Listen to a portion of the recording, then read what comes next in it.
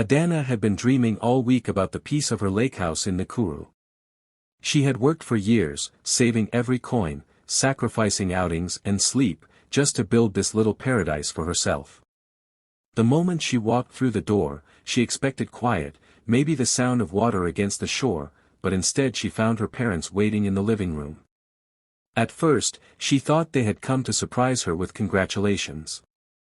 Their smiles looked too wide, too smug, but she brushed it off. Then her mother spoke, her tone casual but sharp. "We've decided to move in. This house is family property now." Adana froze, the words landing like stones in her chest. She looked from her mother to her father, hoping it was a joke, but their faces were firm. They weren't asking. They were declaring.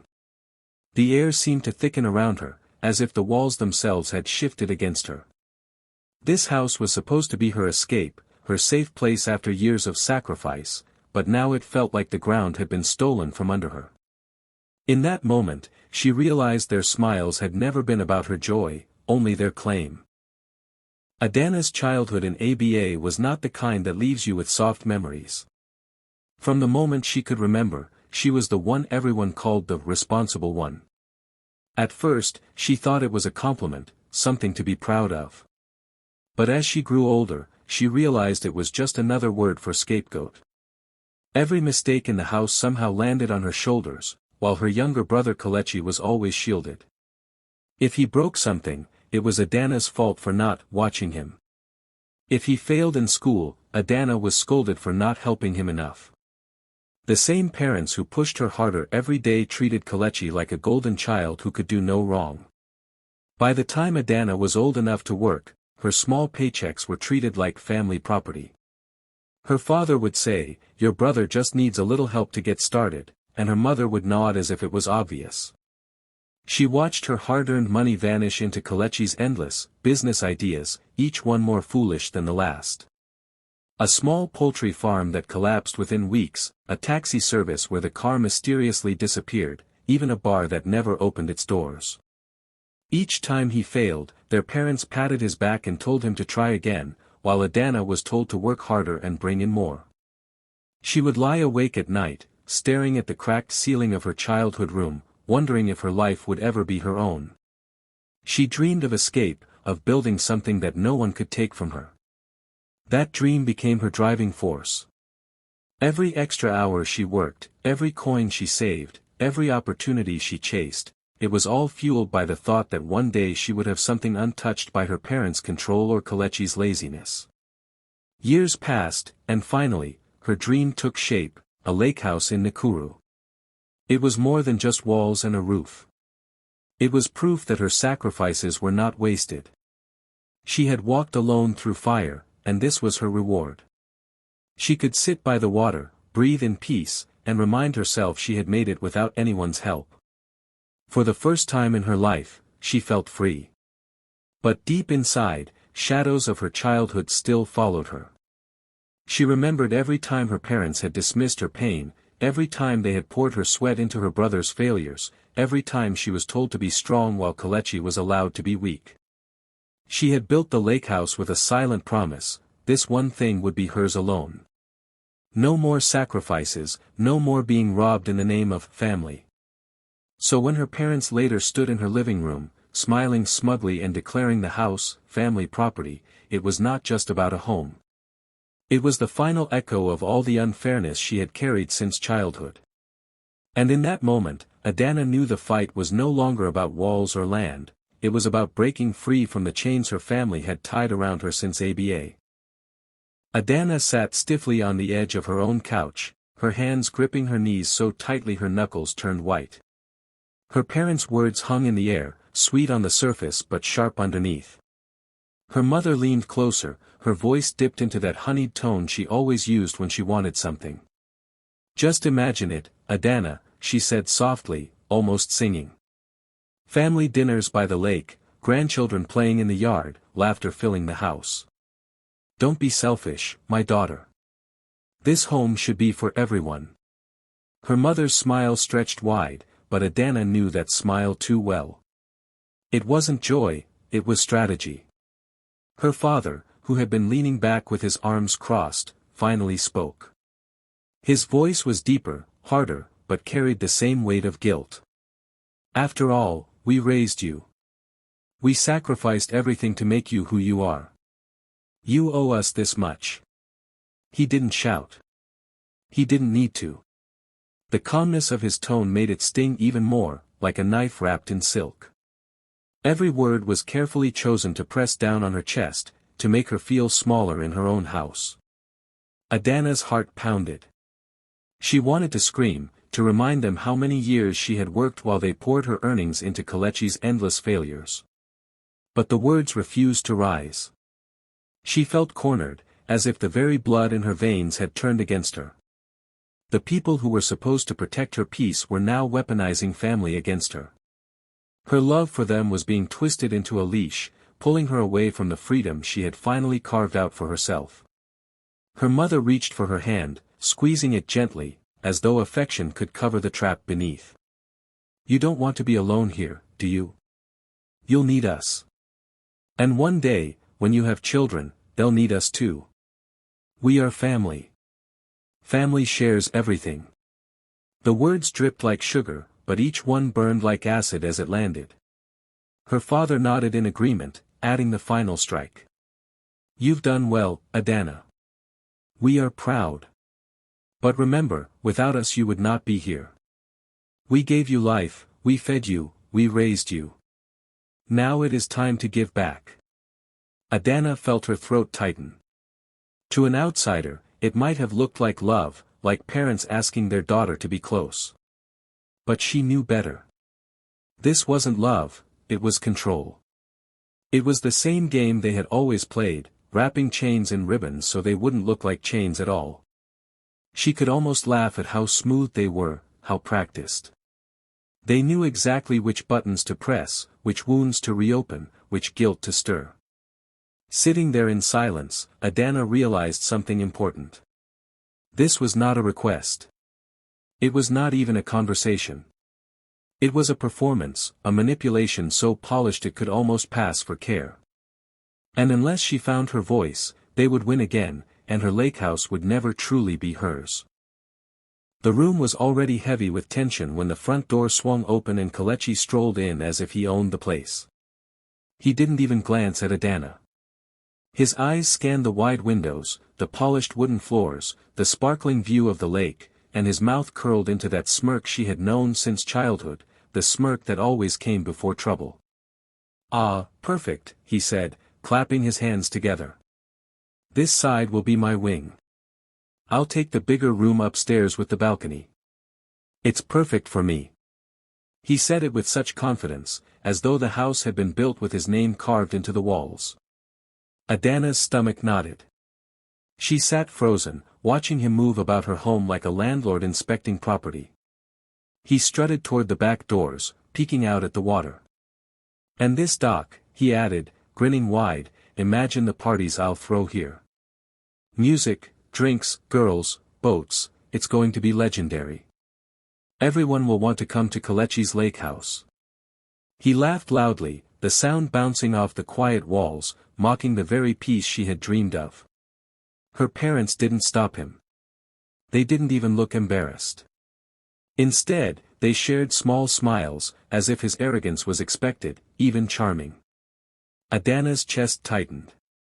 This was the same boy who had wasted every chance, every coin, every handout, while she carried the weight of the family on her shoulders.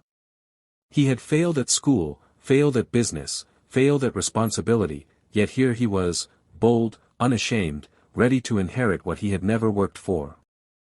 Memories rushed back like a flood. She remembered the poultry farm her parents forced her to finance, watching Kelechi abandon it after 2 weeks because it was too stressful. She remembered the taxi he was given, how he crashed it and then vanished for days while she faced her parents' anger. She remembered the countless late nights at her desk, her eyes burning from work, while Kelechi slept without a care. And now, after everything, he stood in her lake house talking about parties, as if her sweat and sacrifice were just fuel for his fun. He turned to her finally, his smirk sharper than ever. You're quiet, sister. Don't tell me you plan to keep all this to yourself. Come on, you know family comes first. Don't be stingy. His words were playful on the surface, but the mockery underneath was clear. It wasn't a question. It was a declaration. Adana's blood boiled so hot she thought her skin might crack. Every part of her wanted to shout, to throw him out, to remind him that he had no right to even step foot in this house. But as she sat there, silent and trembling, she realized something. This wasn't just about Kelechi's arrogance. This was about a lifetime of being pushed aside, a lifetime of being told to give while others took. Watching him parade around her lake house was the final spark. Inside her, rage rose like fire, and she knew something had to change. The laughter from Kelechi still echoed in the room when something inside Adana snapped. Her heart hammered against her chest, but her face stayed steady. For years, she had swallowed her words, bent her back, and carried the weight of everyone else's choices. But now, standing in the home she had built with her own hands, she felt something rise from deep within her. She lifted her eyes, looked straight at her parents, and said the word they never expected to hear from her. No, just that one word. It was small, but it shook the room like thunder. The silence that followed was heavy, almost painful. Her mother's eyes widened, her hand flying to her chest as though Adana had cursed her. "What did you say?" she whispered, her voice trembling with both shock and offense. It wasn't just disbelief, it was betrayal. For her mother, obedience had always been love, and defiance was unforgivable. Her father's reaction was louder. His face turned red, his jaw tightened, and then his fist slammed against the table so hard the glasses rattled. "After everything we did for you? You dare refuse us?" His voice boomed through the house, carrying all the authority he had wielded over her since childhood. It was the same tone that used to make her shrink, the same voice that had silenced her 1,000 times before. But this time, she didn't flinch. Kelechi chuckled in the corner, shaking his head as though amused. "Ah, sister, you're just being dramatic. You can't say no to family. You know they'll always get what they want." His smirk was another spark on the fire building in her chest, but she kept her eyes fixed on her parents. Her mother began to cry softly, covering her face with her hands. "We gave you life, Adana. We sacrificed for you. How can you turn against us like this? Do you want to see us homeless, disgraced? What will people say?" Each word dripped with guilt, designed to pierce her heart, to make her bend again. But Adana held her ground. She felt her hands tremble, but her voice stayed calm. "I worked for this house. I built it. It is mine. And I will not give it up." Saying those words felt like pulling chains off her shoulders, like breaking free from a cage she had lived in her whole life. Her father slammed the table again, shouting, "Ungrateful child. Without us, you are nothing." The words sliced through the air, but instead of cutting her down, they only fueled her resolve. For the first time, she saw their anger clearly, not as authority, not as love, but as fear. Fear that their control over her was finally slipping away. Adana sat taller, her voice firm, her heart steady. She had finally said no, and she would never take it back. The air in the room was icy, but inside her, a new fire had been lit, one that no amount of shouting or guilt could ever put out. By the next morning, Adana's phone would not stop buzzing. She opened her eyes to a flood of notifications, one after another, all carrying the same poison. The news had spread like wildfire through the family WhatsApp group. Her parents had wasted no time telling their version of the story, and now her name was being dragged through every corner of the family tree. Aunts she hadn't spoken to in years were suddenly typing long messages, calling her cruel. Uncles who never checked on her struggles labeled her ungrateful. Cousins who only remembered her when they needed money now typed "selfish" in bold letters as though it were her new name. She scrolled through the endless paragraphs, her eyes skimming over the same words repeated again and again. "How can you treat your parents this way? After all they've done for you? A child who forgets their parents will never have peace. Some added pitying voice notes, sighing loudly before saying, Adana, you have brought shame to your family. Others attacked directly, demanding that she hand over the house immediately to prove she wasn't as heartless as people now believed. Adana put the phone down, her chest tight. For a moment, she almost felt herself slipping into old habits, wanting to explain, wanting to defend herself, wanting them to understand the years of sacrifice they had all ignored. But then she stopped. These were the same people who had been silent when her parents drained her salary for Kelechi's failed businesses. They were the same ones who looked the other way when she carried the family's weight alone. They had never stood by her then, and they would not stand by her now. The buzzing of her phone grew louder, the vibrations rattling against the wooden table. She imagined all their faces, self-righteous, judgmental, eager to turn her into the villain of the family story. They didn't care about her peace, her sacrifices, or the lonely nights she had endured to build the lake house.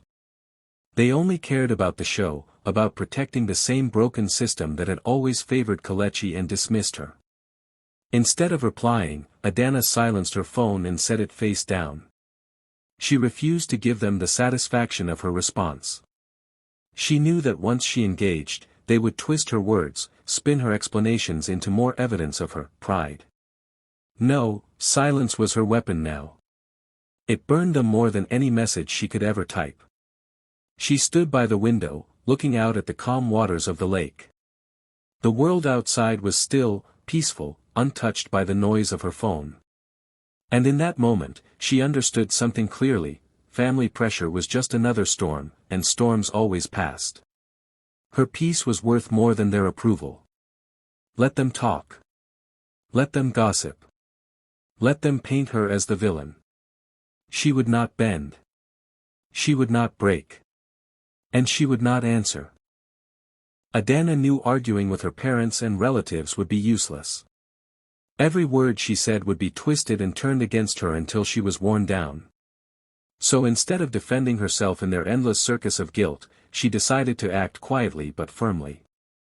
She moved like someone who had finally learned the value of silence. While her family filled WhatsApp with insults and accusations, she called a locksmith and changed every lock on the lakehouse doors. The click of the new locks gave her a deep sense of relief. For the first time, she knew that no one, not her parents, not Kelechi, could just walk in and claim a space in her home. Her next step was even sharper. She found a lawyer and had every legal document drawn up, stamped, and sealed to prove beyond doubt that the lakehouse was hers alone. There would be no loophole, no sudden, family property story that could be used against her. The lawyer looked at her with respect when she explained what had happened, and for the first time in days, she felt seen. Those documents weren't just paper, they were her shield, proof that her sweat and sacrifice could not be stolen. But Adana didn't stop there.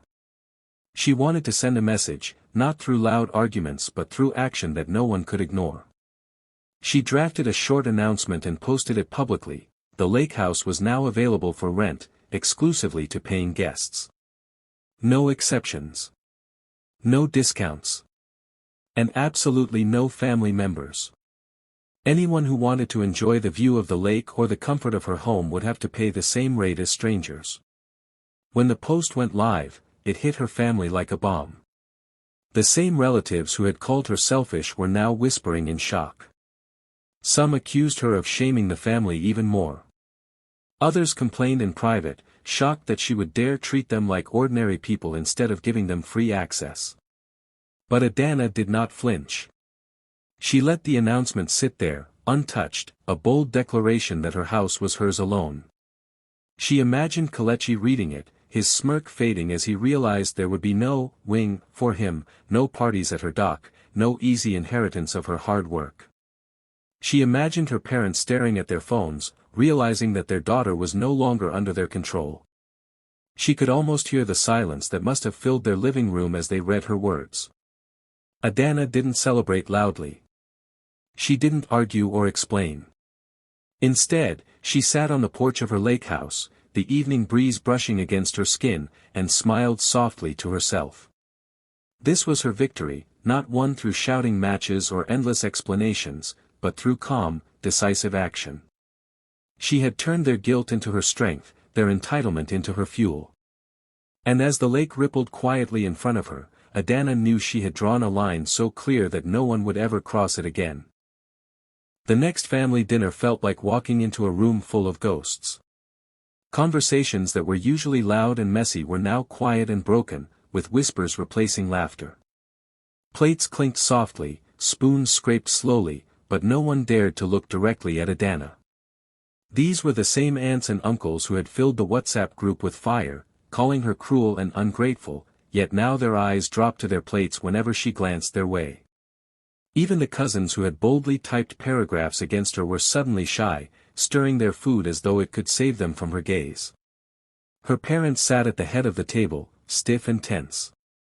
Her mother's face carried a forced smile, but her eyes were heavy with defeat.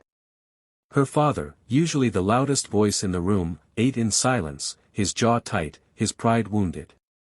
They both looked at Adana as if they no longer recognized the daughter they once controlled so easily.